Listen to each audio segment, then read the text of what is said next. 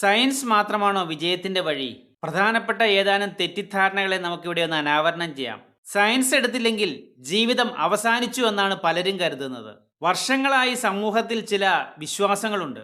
Science എടുക്കുന്നവർ intelligent ആണ്, commerce എടുക്കുന്നവർ average വിദ്യാർത്ഥികളാണ്, humanities എടുക്കുന്നവർ last option എന്നുള്ള രീതിയിൽ എടുക്കുന്നതാണ് എന്നിങ്ങനെയുള്ള തെറ്റിദ്ധാരണകളാണ് വിദ്യാർത്ഥി സമൂഹത്തെ പലപ്പോഴും അബദ്ധങ്ങളിൽ കൊണ്ടുചെന്ന് ചാടിക്കുന്നത്.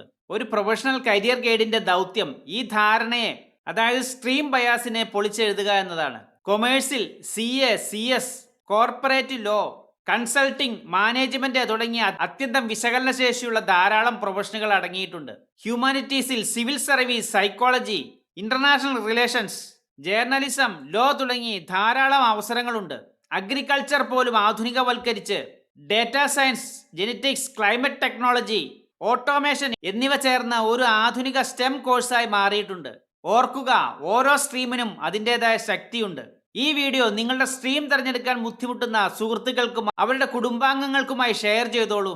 നാളത്തെ വീഡിയോയിൽ നമുക്ക് പരിശോധിക്കാം, നീറ്റ് കിട്ടിയില്ലെങ്കിൽ ജീവിതം തീർന്നു എന്നുള്ള ചിന്താഗതിക്ക് പിന്നിലെ മനഃശാസ്ത്രം എന്താണ്. വീഡിയോ ഇഷ്ടപ്പെട്ടാൽ ഷെയർ ചെയ്യാനും ലൈക്ക് ചെയ്യാനും സബ്സ്ക്രൈബ് ചെയ്യാനും മടിക്കരുത്. നിങ്ങളുടെ പ്രതികരണങ്ങളാണ് എൻ്റെ മോട്ടിവേഷൻ. താങ്ക്